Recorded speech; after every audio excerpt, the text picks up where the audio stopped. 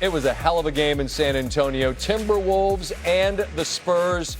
And Ant is back after injuring his left knee. That was 9 days ago. These guys, Frost, Steve, well, Wembanyama and Gobert, they've known each other for days and years. And this is Ant, baseline, bucket good. We're tied at 19s. Edwards creates the space in rhythm, feet square, shoulder square. All three of these. And as Edwards hits this one, he's got a message for everybody. I'm back. Yes, you are. Good to have you back. The game's more fun when you're here. As for Victor Wembanyama, history. 7 blocks in the first half, the second most in any playoff half in the play-by-play era. That goes back to 97-98. We're tied at the break. We're tied early forward. Edwards, work on Wembanyama. Take those 3 with you, as that's just off the fingertips, or just over the fingertips, I should say, of the lengthy Wembanyama. Trailing by 1. Edwards scoops, no. Wembanyama with yet another block. That's 11, a new NBA playoff record. That goes the other way, and De'Aaron Fox takes it to the cup, and the Spurs are up 3. Defense to offense in the blink of an eye. But this Timberwolves team is tough as nails. They're not going anywhere. Edwards with the blow-by and the finger roll. He gets past Keldon Johnson. And now it's Edwards again. Float game. It rattles home. And a little chit-chat between 2 tough, ferocious competitors. That's all right. It's that time of year. It's a 6-point game. Again, Wembanyama gets the kick, but the rebound comes to Minnesota. Corner 3, the vet Mike Conley. All 3 of these, and the Wolves are up 9. Under a minute to go. Wembanyama with a head of steam. There's not a human on earth that could stop that. And this lead is now down to 4. 34 seconds to go off the inbound. Ant with a turnover. Devin Vassell, the deflection. Dylan Harper, the rookie, makes it a 2-point game. On the other end, Julius Randle, who just hit a tough bucket to possession before, with a miss. Rebound comes down to the Spurs and Harper. They don't call the timeout. Julian Champagnie, who had some huge rebounds and buckets, gets a wide open look from 3. They don't call the timeout. They do get the clean look, and this would have won the game for the Spurs. Instead, it just misses the mark, and Minnesota grabs game 1.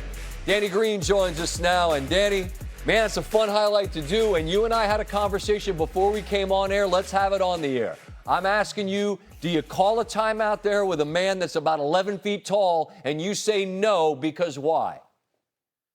He just wasn't having a great game. He wasn't in rhythm. His offensive shooting from 3 and from 2 was not there. You got a good look. Champagnie got them in the position that they were in by rebounding, getting offensive rebounds, second chance points, putbacks. One of your better shooters. He shot it pretty well tonight, too. So if you can go and not have the defense set, that's your best bet. And that's kind of what I've been taught since I was a youngster, being in that San Antonio Spurs system. And I trust those instincts. So, they got the shot they wanted. It shouldn't come down to the last shot. They lacked a sense of urgency till the end of the game and tried to win it in the last 2 minutes. And that shows their youth and inexperience and immaturity. You know what I feel like, Danny? It's like in football, going for it on 4th down. Everyone loves when you do it until you do it and it doesn't work. I'm all for don't call a timeout because the court's wide open. Minnesota was gassed, and they did get the clean look, but it doesn't go, and that allows Minnesota to take game 1. Is there a value of any kind for San Antonio, this brand new playoff team that hasn't played in many of these games, to get punched square in the mouth and realize now we're in deep water? Is there value in that if I'm trying to paint a sunny picture for Spurs fans? Absolutely. I mean, you learn your biggest lessons in your failures and losses, right? This is a big loss. This is a lesson. This is hopefully is a wake-up call. They get, a little light of fire under them to have a sense of urgency. Like, you played really good basketball the last couple minutes and in spurts. If you can do that for 48 minutes, and obviously they'll shoot better. They shot 28% from 3, and this is a make or miss league. And it looks like the theme of most teams that lose shoot 20% from 3 and the other team doesn't. But you can't settle. You got to find ways to get the basket. You have the biggest guy on the floor. Like you said, he's 7'8", 7'9", has the length that things you can't stop him. And they have guards that are explosive. And of course, there was some foul trouble with Castle, but they have the tools to get it done, regardless if they shoot well or not. Minnesota has earned a ton of credit, and I'm interested in your thoughts on them. I'm going to get those in just a second. After the loss, Wembanyama with these thoughts.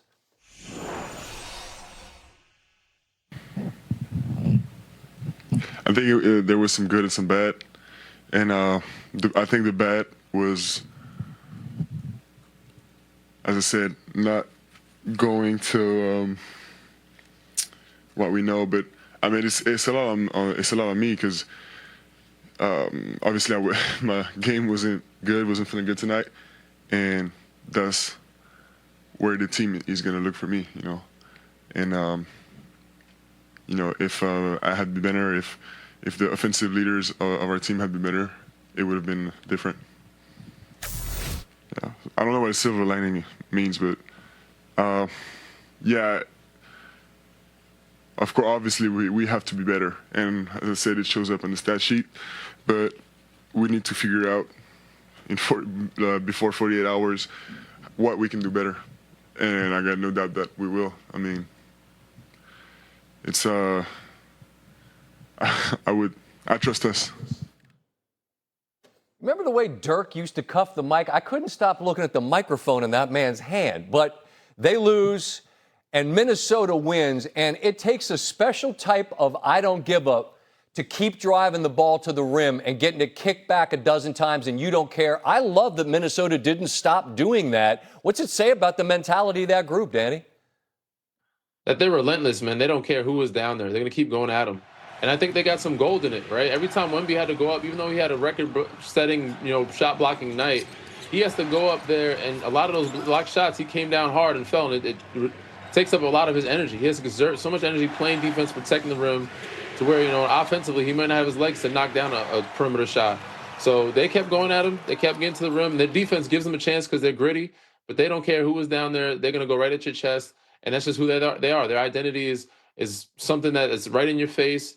And they're a playoff team. They've shown that because during the regular season, this is not a team that people would look at and say, oh, this is a Western Conference, championship or Western Conference Finals team. But the way they're playing right now, every time the playoffs happen, they step up and show out. Yeah, and they've got what San Antonio hasn't gotten yet, which is playoff experience. I think you certainly saw evidence of that tonight in their toughness and resolve. Big-time dub. Danny, sit tight. More to come with you in just a moment on the Knicks and the Sixers. Speaking of New York, big city of dreams. Game 1 in the Garden, nothing like that building this time of year. The 10th all-time playoff matchup between Philadelphia and New York. And the way the Knicks finished off Atlanta, they came right out in the same vein. Bottoms, Jalen Brunson with 3. He had 14 in the first quarter. OG Anunoby. Well, I mean, you'll take it. Off glass for 3. They're up 8 heading into the second quarter. 10-point lead. Karl-Anthony Towns quickly turns the corner on Joel Embiid, and the lead is 11. It's now an 18-point game. Keep an eye here on the screen as Embiid is in pain as Maxey kicked it to Oubre and got fouled. Embiid on the screen, Bridges fighting through that. Embiid would remain in the game. The Knicks, meanwhile, remain red hot. Wide open look from Bridges from 3. No. Josh Hart gets the rebound. Kick it back. Try it again. All right. This time it's good. Jimmy Fallon in the front row. And he's rising to his feet. You can stay on your feet and keep cheering because the ball kept going through the rim. Brunson. And now Brunson, 27 in the first half. Spike. And the Garden roaring. Brunson had the last 11 for the Knicks. They had 74 going into the locker room. Embiid on the block, double, gives it up, and OG in transition, up by 25. Knicks now up 27. Towns. That flat-footed 3 is cash money. He had 17. The Sixers say, we will sit on some dry powder and live to fight another day. Just a matter of by how many. Brunson, floater in the paint. Knicks win 137-98 and roar to a Game 1 victory. We're pleased to be joined on the show once again by Jalen Brunson. 27 in the first half, 35 in the game. Jalen, it felt like you all shot like infinity percent. What have you all found over the course of these last, now let's call it the last 3, where your offense is humming like this? What has it been? I think us just sticking together, and playing for each other, and just try to make things as easy as possible for us. I think it really starts on our defense. Us getting out and getting easy baskets really helps. So, I mean, offense looks great, but it really starts with our defense.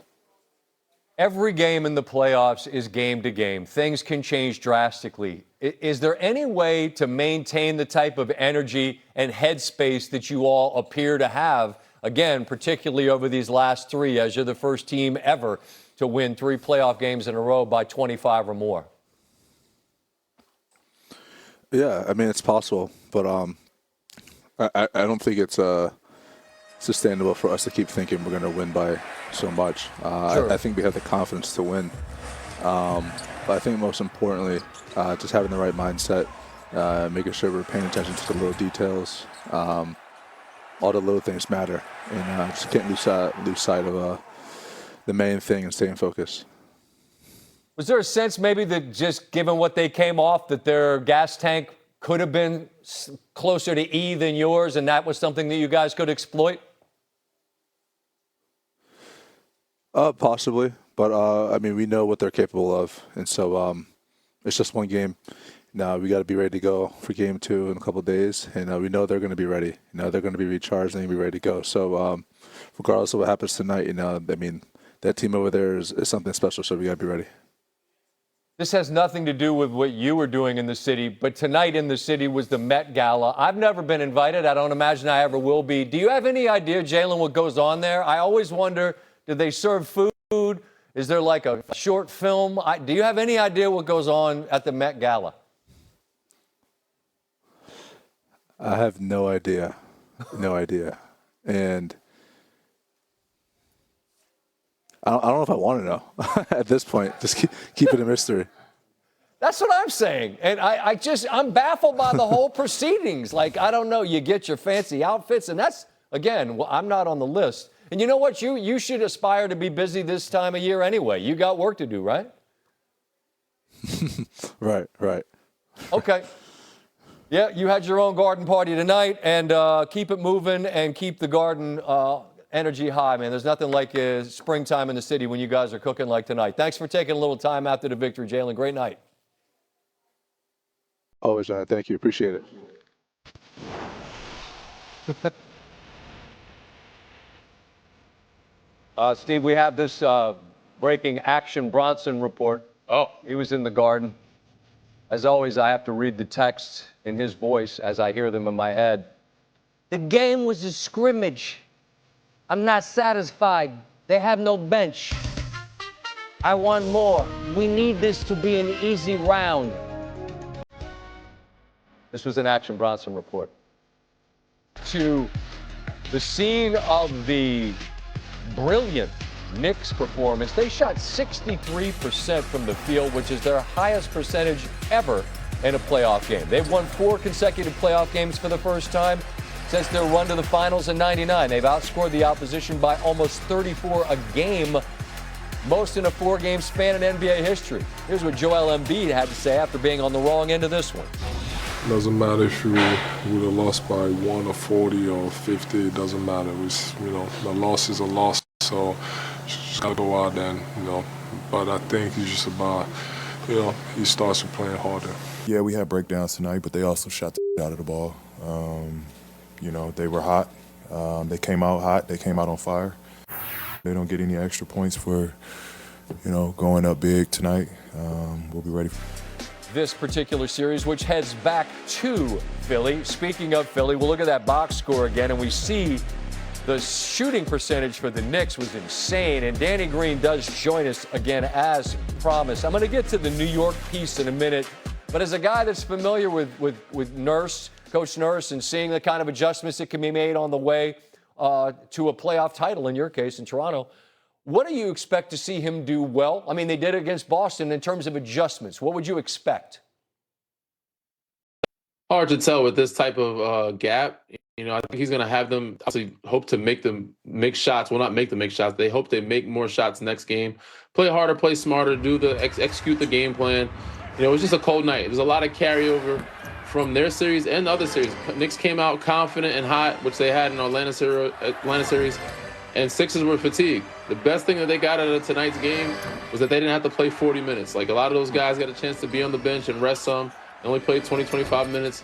So need to get them legs back under them, reset a little bit, get some rest, recovery, hopefully make some more shots, and then, obviously do what the game plan is and slow them down. Jalen Brunson got hot. He knocked down shots, and they were super efficient. I don't think the Knicks will shoot that greatly, and I don't think the Sixers will shoot that poorly. Sometimes it seems like it's not that simple, but I think it comes down to that. And, it's hard to shoot 60% with no defense on you. And 51 from three, that's tough to do with nobody guarding you. So I just don't see that happening again.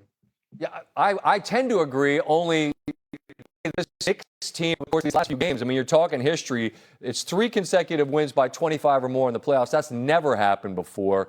And they seem to have found a rhythm. Jalen said they trust each other, believe in each other, and I appreciate the answer, but it's got to be more than that. As a guy who made his living shooting the ball, what do you see on that end for New York that looks so good?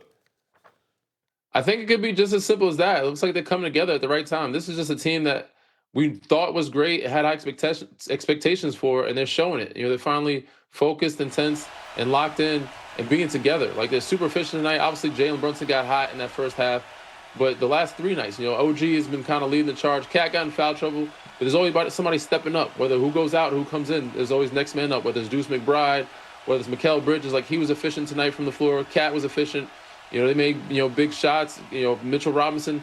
They have a very deep team. They're collectively coming together and showing some good chemistry, and they're just super confident. And when they're playing like that and that locked in and that consistent, this is a team that we expect them to be in, and that they should get to the finals if they keep continuing this way. Last question as it relates to Brunson, and I don't know if this is the semantics of the NBA and star versus superstar or whatever, but this is a guy, when he was in Dallas, I'm like, it's a nice player. But I must admit, I never imagined that he'd become a guy that was capable of this type of offensive output and potentially carrying a team to the finals. Did you see that for him initially in this league, Danny? I don't think anybody could predict this, and most people that watched it from the outside definitely couldn't. I got a close-up look because I had to guard him, so I knew he was a tough guard. I didn't know if he'd be a franchise guy, but I saw it up close and thought he was special. But I didn't see him doing this in the Garden and night in, night out, giving them a chance and being at this size. People always doubt guys or guards at this size to be able to lead a team to a championship. He's one of those guys because he's that special and he's that good, and he's been winning on every level. Even in college, he's done it a couple times. Hurt my Carolina Tar Heels one time. I had to watch it up close. He's a special player, and I think he can take this team to where they want to go.